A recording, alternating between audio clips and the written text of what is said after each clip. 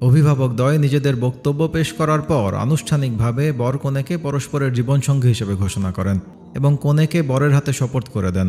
রীতি অনুযায়ী বরপক্ষের অভিভাবক হিসেবে মুহাম্মদের চাচা আবু তালিব উঠে দাঁড়ালেন। তিনি তার বক্তব্য শুরু করলেন। সমস্ত প্রশংসা আল্লাহর, যিনি আমাদের ইব্রাহিম ও ইসমাইল আলাইহিসসালামের ঔরসে সৃষ্টি করেছেন। তিনিই সেই সত্তা যিনি আমাদের এ জাতির নেতা বানিয়েছেন এবং পবিত্র ঘরের সেবা করার মধ্য দিয়ে আমাদের মানবতার সেবায় নিয়োজিত রেখেছেন।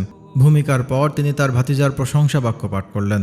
যখন আমার ভাই আবদুল্লাহর ছেলে মুহাম্মদের প্রসঙ্গ আসে, অর্থ সম্পদের দিক থেকে যদিও সে নিঃস্ব প্রায়, কিন্তু তার সততা, নিষ্ঠা, বিশ্বস্ততা, সাহসিকতা, জ্ঞান ও প্রজ্ঞা সবার চেয়ে উন্নত। সম্পদ বিত্ত একদিন শেষ হয়ে যাবে, এগুলো ক্ষণিকের উপলক্ষ মাত্র, মানুষকে ধোঁকায় ফেলে রাখে।